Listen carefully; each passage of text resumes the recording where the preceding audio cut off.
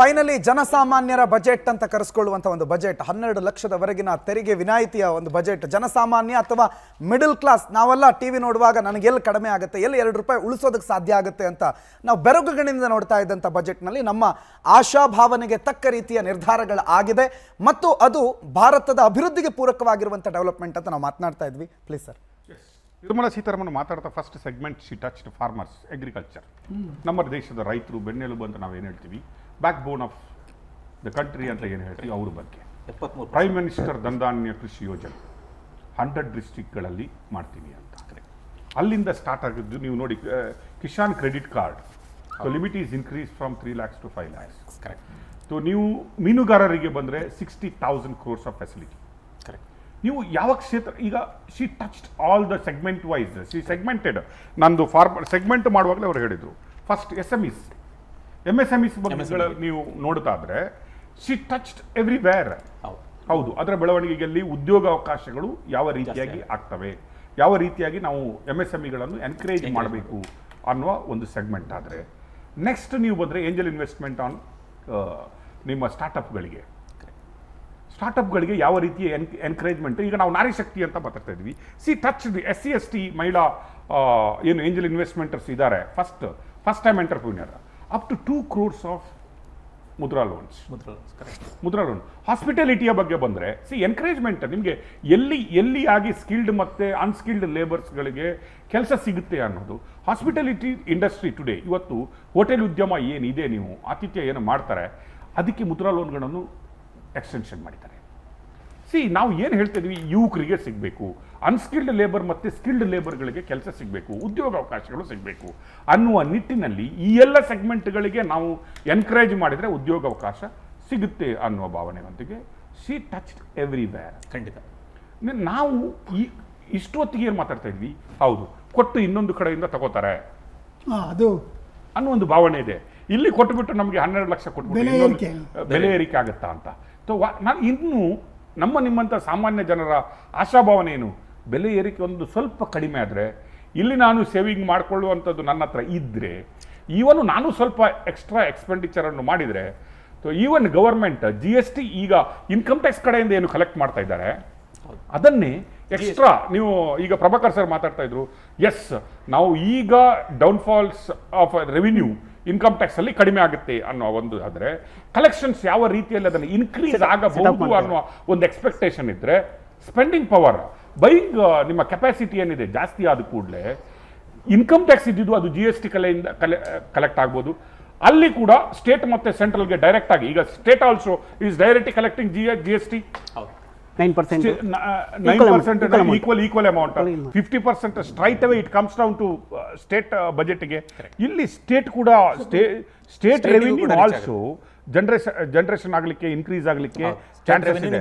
ಯಾವುದು ನಾವು ಹೇಳ್ತಾ ಇದೀವಿ, ಸೆಂಟ್ರಲ್ ಗೌರ್ಮೆಂಟ್ ಎಲ್ಲ ತಗೊಳುತ್ತೆ, central government indirectly central government ಇಂದ ಇಂಡೈರೆಕ್ಟ್ ಬರುವಂತಹ ಈಗ ದುಡ್ಡು GST ಇಂದ ಇನ್ಕ್ರೀಸ್ ಆದರೆ state will also benefited here. ಮೀನುಗಾರರಿಂದ ಹಿಡಿದು ಪ್ರವಾಸೋದ್ಯಮ, ನಾವು ಯೂಸಿದ ಪ್ರವಾಸೋದ್ಯಮ ಮಾತಾಡಿದಾಗ 50 places. So they touched each department. ನಾವು ಟೂರಿಸಂ ಬಂದಾಗ ಟೂರಿಸಂ ಈಗ ನೀವು ನೋಡ್ತೀರಿ, ಕುಂಭಮೇಳದಲ್ಲಿ ನೋಡಿ ನೀವು, the people, foreigners, how many foreigners R attending. ಉತ್ತರ ಪ್ರದೇಶದಲ್ಲಿ ದಿನಕ್ಕೆ 1 ಕೋಟಿ ಜನಗಳು, ಮೊನ್ನೆ 2 days turnout is around 12.5 crores people. Correct. ನಾನು ಅದನ್ನು ಹೇಳ್ತಾ ಇರೋದು, ಪ್ರವಾಸೋದ್ಯಮ ಭಾರತದಲ್ಲಿ ಹೆಂಗಿದೆ. ಈಗ 50 ಅಂತ ಹೇಳಿದರೆ ಯಾವ ಸ್ಟೇಟ್ಗೆ ಏನು ಹೋಗುತ್ತೆ ಐ ಡೋಂಟ್ ನೋ. ದೆನ್ ವಿರೋಧ ಪಕ್ಷಗಳು ನಮ್ಮ ಸ್ಟೇಟ್ಗೆ ಕೊಟ್ಟಿಲ್ಲ, that state wise segmentation we don't no.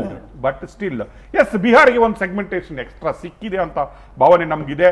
ಬಿಹಾರಲ್ಲಿ election ಇದೆ, ಮಕಾನ ಇದೆ, ಅಥವಾ ಏರ್ಪೋರ್ಟ್ಗಳು ಸಿಕ್ಕಿದ್ದೇವೆ, ಗ್ರೀನ್ ಏರ್ಪೋರ್ಟ್ ಅಪ್ಗ್ರೇಡೇಷನ್ ಎಲ್ಲ ಸಿಕ್ಕಿದೆ ಅಂತ ನಾವು ಹೇಳಿದ್ರು, ಎಸ್ ಒಂದು ಪೊಲಿಟಿಕಲ್ ಪಾರ್ಟಿಯಾಗಿ they will make a strategy.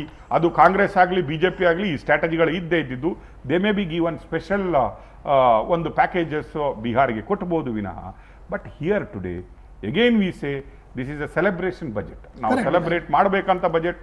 ಇದನ್ನು there is no doubt to say that ಇದು ಕಾಮನ್ ಬ್ಯಾಂಡ್, ಭಾರತದ ಸಾಮಾನ್ಯ ಪ್ರಜೆಯ ಬಜೆಟ್ ಅಂತ ನಾವು ಏನು ಎದೆ ಉಬ್ಬಿಸಿನ ಹೇಳ್ಬೋದು, ಮೇಜು ತಟ್ಟಿನ ಹೇಳ್ಬೋದು. ಎಸ್ ಪುರಾಣಿಕ್ ಸರ್, ನಿಮ್ಮ ಲಾಸ್ಟ್ ಕಮೆಂಟ್. ಬೇರೆ ಕಡೆಗೆ ಹೋಗಬೇಕು. ಈಗ ನಮ್ಮ ಶೆಟ್ಟರು ಹೇಳಿದ ಹಾಗೆ ಅದನ್ನು ಸಂಪೂರ್ಣವಾಗಿ ಎಂಡಾರ್ಸ್ ಮಾಡ್ತಾ ನನ್ನ ದೃಷ್ಟಿಯಲ್ಲಿ ಹೇಳೋದಾದರೆ ಇದು ಸಬ್ಕಾ ಸಾಥ್ ಸಬ್ಕಾ ವಿಕಾಸ್ ಅಂತಕ್ಕಂಥದ್ದನ್ನು ಪ್ರೂವ್ ಮಾಡಲಿಕ್ಕೆ ಮೊದಲನೇ ಹೆಜ್ಜೆ. ಆಮೇಲೆ ನಿರ್ಮಲಾ ಸೀತಾರಾಮನ್ ತಮ್ಮ ಸ್ಪೀಚ್ನಲ್ಲಿ ಹೇಳಿದರು, ಇನ್ನು 5 ವರ್ಷಗಳಲ್ಲಿ ನಾವು ಆ ಒಂದು ಏನು ಎಕ್ಸ್ಪೆಕ್ಟೇಷನ್ ಇದೆ ಅದರ ಒಂದು ಉನ್ನತ ಮಟ್ಟವನ್ನು ನಾವು ತಲುಪ್ತೇವೆ ಅಂತ ಹೇಳಿದ್ದಾರೆ. ಅದಕ್ಕೆ ಅದನ್ನು ನಾವು ಕಂಗ್ರ್ಯಾಚುಲೇಷನ್ ಮಾಡ್ತೇವೆ. ಆದರೆ ಝೀರೋ ಪಾವರ್ಟಿ ಅಂತಕ್ಕಂಥದ್ದು ಬಹುಶಃ ಒಂದು ರೀತಿಯಲ್ಲಿ ವಾಸ್ತವ ದೃಷ್ಟಿಯಿಂದ ಕಷ್ಟ. ಕಾರಣ ಏನಂದರೆ 75ರಿಂದ 76% ಅಗ್ರಿಕಲ್ಚರಿಸ್ಟ್ ಫಾರ್ಮರ್ಸ್ ಇರ್ತಕ್ಕಂಥ ಈ ರಾಷ್ಟ್ರದಲ್ಲಿ ಕೇವಲ 34% ಇರ್ತಕ್ಕಂಥ ಜನರ ಬಗ್ಗೆ ನಾವು ಯೋಚನೆ ಮಾಡೋ ಬದಲು ಈ ರೀತಿಯ ಒಂದು ಹೊಸ ಬೆಳವಣಿಗೆ ಏನಿದೆಯಲ್ಲ ಆ ಒಂದು ರಿಲೀಫ್ ಅಗ್ರಿಕಲ್ಚರಲಿಸ್ಟ್ಗೆ ಹೋಗಬೇಕು. ಅದನ್ನು ಅವರು ಕೊಟ್ಟಿದ್ದಾರೆ. ಅದರಲ್ಲಿ ಒಂದು ರೀತಿಯಲ್ಲಿ ಫುಡ್ ಸೆಕ್ಯೂರಿಟಿ ಮತ್ತು ಅವರಿಗೆ ಬೇಕಾದಂಥ ಒಂದು ಪ್ರೊಟೆಕ್ಷನ್ ಇದೆಯಲ್ಲ, ಪ್ರೈಸ್ ಪ್ರೊಟೆಕ್ಷನ್ ಅದೆಲ್ಲ ಕೊಟ್ಟಿದ್ದಾರೆ. ಅದಕ್ಕೂ ಸ್ವಾಗತಾರ್ಹದ್ದು. ಮತ್ತು ಹೆಲ್ತ್ ಕೇರ್ ಬಗ್ಗೆ ಅದು ಭಾಳ ಅದ್ಭುತವಾಗಿ ಬಂದಿದೆ. 100 ಡಿಸ್ಟ್ರಿಕ್ಟ್ಗಳಲ್ಲಿ ಕ್ಯಾನ್ಸರ್ ಟ್ರೀಟ್ಮೆಂಟ್ ನಿಜವಾಗಲೂ ಈ ಅದು ರೀತಿಯ ಮಾತ್ರ ಅಲ್ಲ 35 life saving drugs exempted from the tax. That is an example of inclusive growth ಅಂತ ಹೇಳಿದ್ರಲ್ಲ, Exactly, ಅದರ ಒಂದು exactly. ಪರಿಣಾಮ ಅಂತಕ್ಕಂಥದ್ದು. ಆಮೇಲೆ ಎಂಪ್ಲಾಯ್ಮೆಂಟ್ ಓರಿಯೆಂಟೆಡ್ ಪ್ರೋಗ್ರೆಸಿವ್ ಡೆವಲಪ್ಮೆಂಟ್ ಅಂತಕ್ಕಂಥದ್ದು ಒಂದು ಸೂಚನೆ, ಒಂದು ಇಂಡಿಕೇಶನ್ ಇಲ್ಲಿ ಕಾಣ್ತಾ ಇದೆ ಅಂತಕ್ಕಂಥದ್ದನ್ನು ನಾವು ನೋಡ್ತಾ ಇದ್ದೇವೆ.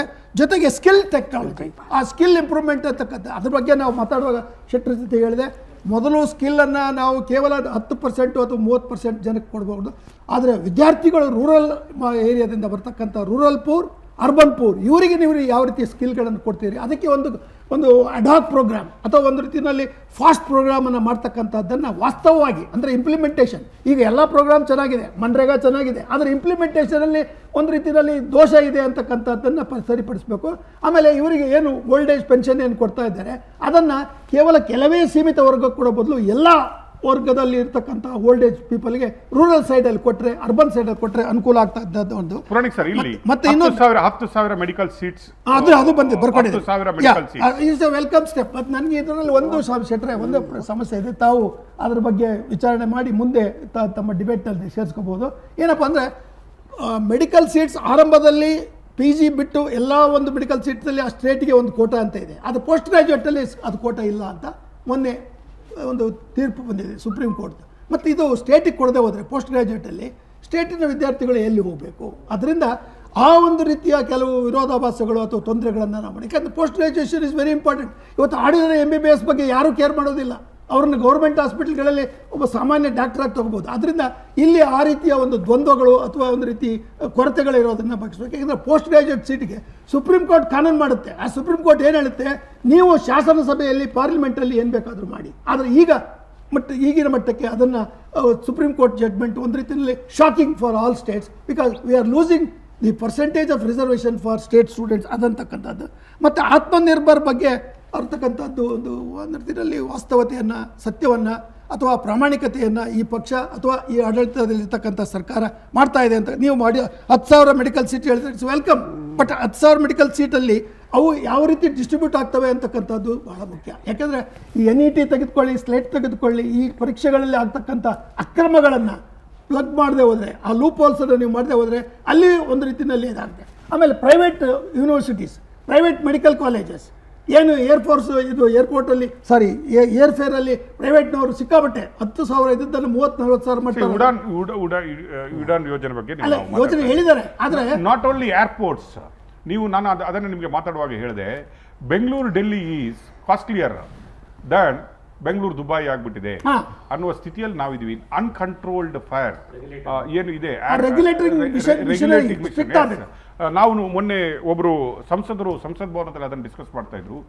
ವಿ ಆಲ್ಸೋ ಎಕ್ಸ್ಪೀರಿಯನ್ಸ್ ಏರ್ಪೋರ್ಟ್ ಒಳಗಡೆ ಒಂದು ನೀರು ತಗೊಬೇಕಾದ್ರೆ ನಿಮಗೆ 250 ರೂಪೀಸ್ ಬೇಕು, ಒಂದು ದೋಸೆ 500 ರೂಪಾಯಿ ಬೇಕು, ಒಂದು ಇಡ್ಲಿ ತಿನ್ಬೇಕಾದ್ರೆ ನಿಮಗೆ 350 ರೂಪೀಸ್ ಬೇಕು ಆಗುವ ಅನ್ನೋ ಸ್ಥಿತಿಯಲ್ಲಿದ್ರೆ, so how you think this Udan Yojana ಯಾವ ರೀತಿಯಾಗಿ ಕಾರ್ಯಗತ ಆಗ್ಬೋದು? ಇದು ಓನ್ಲಿ ಏರ್ಪೋರ್ಟ್ಸ್, ನೀವು ಏರ್ಪೋರ್ಟ್ಸ್ಗಳನ್ನು ಮಾಡಿದರೆ ಜನಸಾಮಾನ್ಯನು ಫ್ಲೈ ಮಾಡ್ಲಿಕ್ಕೆ ಆಗಲ್ಲ. ರೇಟ್ ಕಂಟ್ರೋಲ್, ಪ್ರೈಸ್, ನಿಮ್ಮ ಟಿಕೆಟ್ ನಿಮಗೆ ಕೈಗೆಟಕುವ ರೀತಿಯಲ್ಲಿ ಸಿಕ್ಕಿದ್ರೆ ಮಾತ್ರ ಅವನು ಟ್ರಾವೆಲ್ ಮಾಡುವ ಸ್ಥಿತಿಗೆ ಬರ್ತಾನೆ ಅಂತ. ಹಿಂದೆ ಏರ್ ಡೆಕ್ಕನ್ ಅಂತದ್ದು ಗೋಪಿನಾಥ್ ಮಾಡಿದ್ರಲ್ಲ, ಅವರು ಸಾಮಾನ್ಯ ಮಾನವನಿಗೆ, ಸಾಮಾನ್ಯ ಪ್ರಜೆಗೆ ಅನುಕೂಲ ಆಗೋ ರೀತಿಯಲ್ಲಿ ಮಾಡಿದರು. ಅವರ ಒಂದು ಯಾರ ಕಾರ್ಯಕ್ರಮ ಇತ್ತು ಅದು ಮುಂದೆ ಬೇರೆ ರೀತಿಯಲ್ಲಿ ಬೆಳವಣಿಗೆ ಆಯಿತು, ಅವರು ಅದನ್ನು ಮಾರಿಬಿಟ್ರು. ಲಾಸ್ ಆಯ್ತಾ ಏನೋ ಗೊತ್ತಿಲ್ಲ.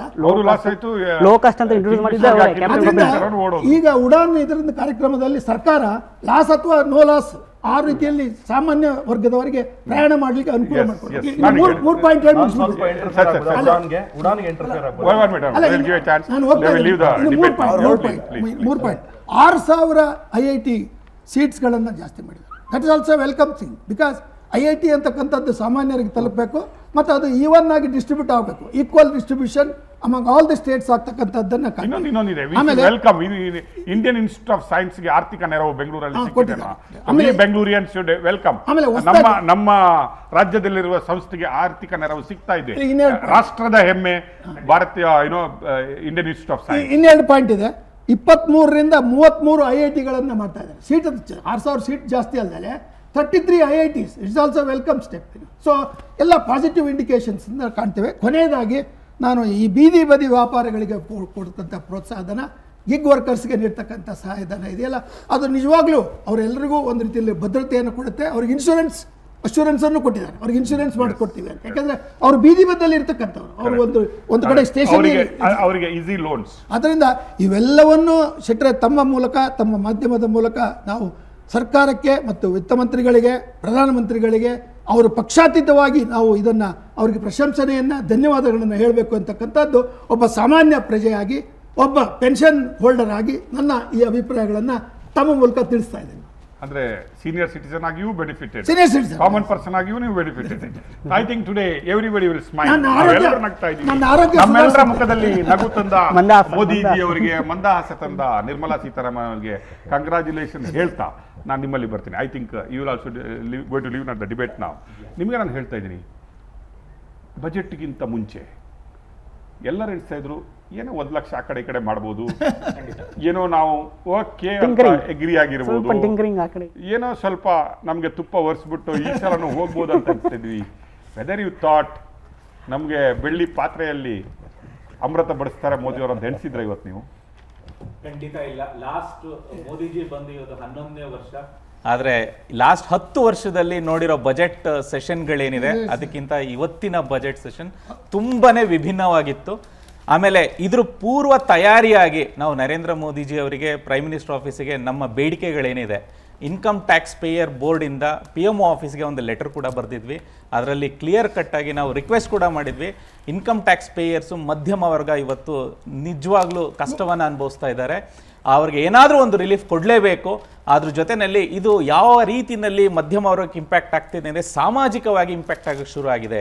ಇವತ್ತು ಬೆಂಗಳೂರಿನಲ್ಲಿ ಆಗ್ಬೋದು ಅಥವಾ ನಗರಗಳಲ್ಲೇ ವಾಸಿಸುವಂತಹ ಮಧ್ಯಮ ವರ್ಗ ಮಕ್ಕಳನ್ನು ಮಾಡಿಕೊಳ್ಬೇಕಾದ್ರೂ ಯೋಚನೆ ಮಾಡುವಂತಹ ಪರಿಸ್ಥಿತಿ ಇದೆ. ಒಂದು ಮಗು ಮಾಡಬೇಕಾ, 2 ಮಕ್ಕಳು ಮಾಡ್ಕೋಬೇಕಾ ಅನ್ನುವಂತಹ ಪರಿಸ್ಥಿತಿನಲ್ಲಿ ಗೊಂದಲದಲ್ಲಿ ಎಜುಕೇಷನು ಮತ್ತು ಹೆಲ್ತ್ ಕೇರ್ ಪ್ರೈವೇಟೈಸೇಷನ್ ಇಂದಾಗಿ ಕಷ್ಟಗಳನ್ನ ಅನುಭವಿಸ್ತಾ ಇದ್ದಾರೆ. ಸಾಮಾಜಿಕವಾಗಿ ಮಕ್ಕಳಿಗೋಸ್ಕರ ಎಲ್ಲರೂ ಮಾಡುವಂಥದ್ದು, ಆದರೆ ಮಕ್ಕಳನ್ನು ಮಾಡ್ಕೊಳ್ಳೋದೇ ಬೇಡ ಅನ್ನೋಂಥ ಪರಿಸ್ಥಿತಿಯಲ್ಲಿ ಮಧ್ಯಮ ವರ್ಗ ಬಂದಿರುವಂತಹ ವ್ಯವಸ್ಥೆಯನ್ನ ನಾವು ಗ್ರೌಂಡ್ ಲೆವೆಲ್ ಅಲ್ಲಿ ನೋಡಿದ್ದೇವೆ. ಯಾಕಂದ್ರೆ ನಾವು ಬರೀ ಇನ್ಕಮ್ ಟ್ಯಾಕ್ಸ್ ಪೇಯರ್ ಫೋರಂ ಮಾತ್ರ ಅಲ್ಲ, ನಮ್ಮ ಸಾಕಷ್ಟು NGOಗಳಿದೆ ಬಡ ಮಕ್ಕಳಿಗೋಸ್ಕರ ಆರ್ಥಿಕವಾಗಿ ನೆರವು ಕೊಡುವಂಥದ್ದಾಗ್ಬೋದು.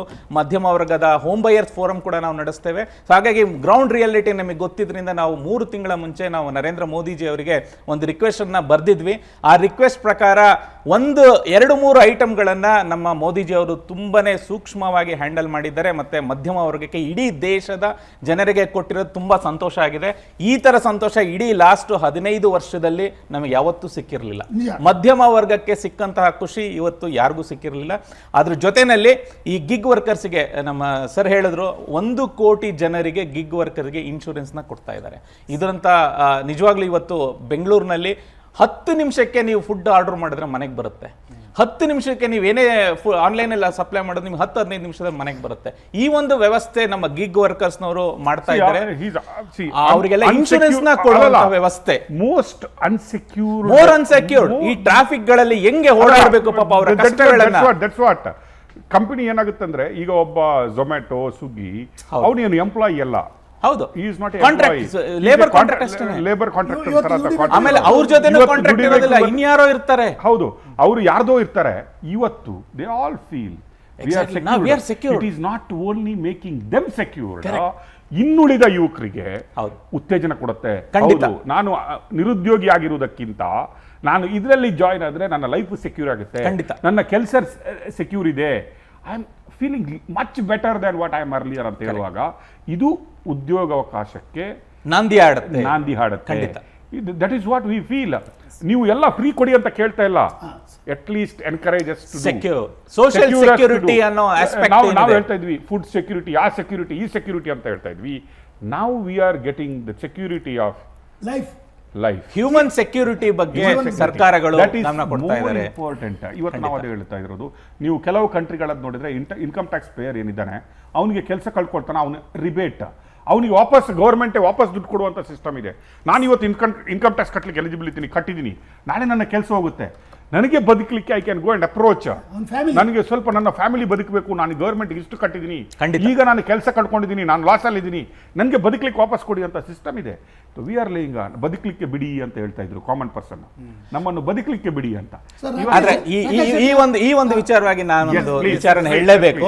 ಯಾಕೆಂತ ಹೇಳಿದ್ರೆ ಈ ಸೋಷಿಯಲ್ ಸೆಕ್ಯೂರಿಟಿ ಅಂತ ಬಂದಾಗ ಸಿವರೆನ್ಸ್ ಪ್ಯಾಕೇಜ್ ಅಂತ ಒಂದು ಕಾನ್ಸೆಪ್ಟ್ ಇದೆ. ಯಾವುದೇ ಒಂದು ಕಂಪ್ನಿನಲ್ಲಿ ಸಿವರೆನ್ಸ್ ಪ್ಯಾಕೇಜ್ ಕೊಡಲೇಬೇಕು ಅನ್ನೋ ಒಂದು ಗೈಡ್ಲೈನ್ಸ್ ಇದೆ. ಅದು ಇವತ್ತು ನಮ್ಮ ಕೇಂದ್ರ ಸರ್ಕಾರದಲ್ಲಿ 15 ದಿನ into number of years of experience ಅಂತ ಒಂದು ಗೈಡ್ಲೈನ್ಸ್ ಇದೆ.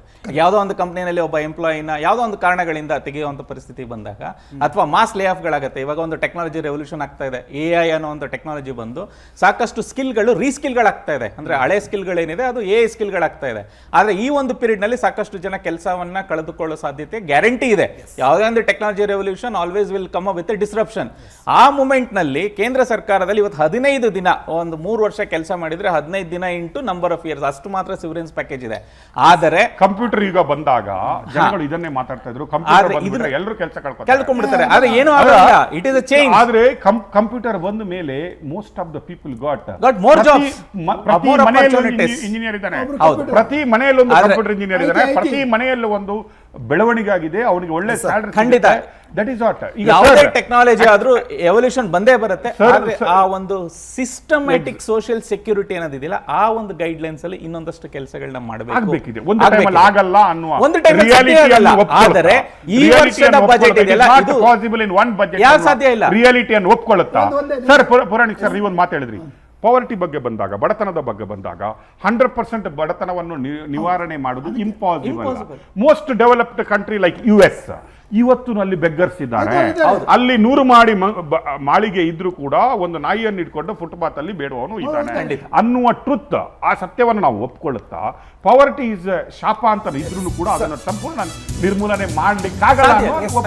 ಸರ್ ಮಾತಾಡ್ತೀನಿ ಸರ್. ಆದಾಯ ತೆರಿಗೆ ಪಾವತಿದಾರರಿಗೆ ಬಜೆಟ್ ನಲ್ಲಿ ಬಂಪರ್ ಘೋಷಣೆ ಆಗಿದೆ.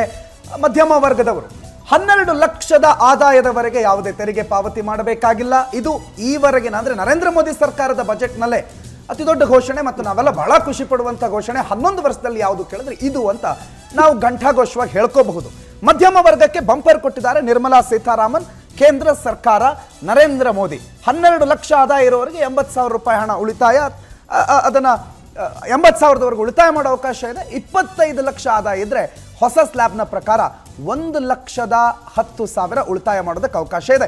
ಮುಂದಿನ ವಾರ ಮತ್ತೊಂದು ಹೊಸ ತೆರಿಗೆ ಬಿಲ್ ಕೂಡ ಮಂಡನೆ ಆಗುತ್ತೆ. ಅದರಲ್ಲಿ ಒಂದು ನಿರೀಕ್ಷೆ ಇದೆ, ತೆರಿಗೆ ಆಕ್ಟ್ ಅನ್ನು ಹೋಲ್ IT ಆಕ್ಟ್ ಅನ್ನೇ ರಿಮೈಂಡ್ ಮಾಡ್ತಾರೆ, ಹೊಸದಾಗಿ ಅದನ್ನ ನಮ್ಮ ಮುಂದೆ ಪ್ರೆಸೆಂಟ್ ಮಾಡ್ತಾರೆ. ಅದರಲ್ಲಿ ಏನಿರುತ್ತೆ ಏನಿರಲ್ಲ ಅನ್ನುವ ಕುತೂಹಲಗಳು ಜಾರಿಯಲ್ಲಿ ಇರುತ್ತೆ.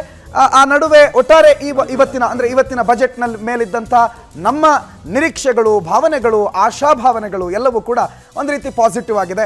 ಕೇವಲ ಇದೇನು ಗಾಜರ್ಕ ಹಲ್ವಾ ಎಲ್ಲರಿಗೂ ಕೊಟ್ಟಿದ್ದಾರೆ, ಇಡೀ ಭಾರತದ ಜನಕ್ಕೆ, ಅದರಲ್ಲೂ ಮಧ್ಯಮ ವರ್ಗದ ಬಹುತೇಕರಿಗೆ ಈ ಹಲವಾದ ಸಿಹಿ ಕೊನೆಗೂ ತಿನ್ನೋದಕ್ಕೆ ಸಿಕ್ಕಿದೆ ನರೇಂದ್ರ ಮೋದಿ ಸರ್ಕಾರದಲ್ಲಿ ಅನ್ನೋದನ್ನ ಮತ್ತೊಮ್ಮೆ ಮಾತನಾಡ್ತಾ ಮತ್ತು ರಾಕೇಶ್ ಶೆಟ್ಟರಿಗೆ ನಾವು ಹೃತ್ಪೂರ್ವಕವಾಗಿ ವಂದನೆಗಳನ್ನು ಅಥವಾ ಅಭಿನಂದನೆ ಸಲ್ಲಿಸ್ತೇವೆ. ಕಾರಣ ಏನಂದರೆ, ನಿಮ್ಮಲ್ಲಿ ಮುಕ್ತವಾದ ಚರ್ಚೆಗೆ ನೀವು ಅವಕಾಶ ಕೊಟ್ಟು ಜನಸಾಮಾನ್ಯರ ಭಾವನೆಗಳನ್ನು, ನೋವು ಅಥವಾ ಅವ್ರತಕ್ಕಂಥ ಸಮಸ್ಯೆಗಳನ್ನು ಕುರಿತು ಚರ್ಚೆ ಮಾಡ್ತಾ ಇದ್ರಿ ಇದುವರೆಗೂ. ಈಗ ನಿಮ್ಮ ಒಂದು ಎಕ್ಸ್ಪೆಕ್ಟೇಷನ್ ಇದೆ, ಅದು ರಿಯಾಲಿಟಿ ಆಗಿದೆ. ಆದ್ದರಿಂದ ನಿಮಗೆ ಧನ್ಯವಾದಗಳನ್ನು ಹೇಳ್ತೇನೆ. ಮತ್ತು ಈ ಚರ್ಚೆ ಮುಂದುವರಿಲಿ, ಯಾಕೆಂದರೆ ಇದರಲ್ಲಿ ಇರ್ತಕ್ಕಂಥ ಅನೇಕ ದೋಷಗಳು ಅಥವಾ ಇಂಪ್ಲಿಮೆಂಟೇಷನ್ ಇರ್ತಕ್ಕಂಥ ಏನು ನ್ಯೂನತೆಗಳಿದೆ ಅವುಗಳನ್ನು ನಾವು ಬಗೆಹರಿಸ್ತಕ್ಕಂಥ ಚರ್ಚೆ ಮುಂದುವರಿಲಿ. ಪಾವರ್ಟಿಗೆ ಒಳ್ಳೆಯದಾಗಲಿ. ನಿಮಗೆಲ್ಲರಿಗೂ ಧನ್ಯವಾದಗಳು. ನಾನು ನೀವೊಬ್ಬರು ಸೀನಿಯರ್ ಸಿಟಿಸನ್ ಆಗಿ, ನೀವೊಬ್ಬ ಸಾಮಾನ್ಯ ಪ್ರಜೆಯಾಗಿ ಕೂಡ I can see very most happiest person. ಯಾವಾಗಲೂ ಡಿಸ್ಕಷನ್ಗೆ ಬಂದವರು ಎಲ್ಲರ ಬಗ್ಗೆ ಡಿಸ್ಕಷನ್ ಮಾಡಿ ಚೆನ್ನಾಗಿದೆ ಅಂತೇಳಿ ಅವರು ಬೇಜಾರಲ್ಲಿ ಹೋಗೋರು, ನನಗೇನಾಗಿಲ್ಲಲ್ಲಪ್ಪ ಅಂತ. ಇವತ್ತು ಎಲ್ಲರೂ ಡಿಸ್ಕಷನ್ ಮಾಡೋರ ಮುಖದಲ್ಲೂ ಕೂಡ ಮಂದಹಾಸ ಇದೆ.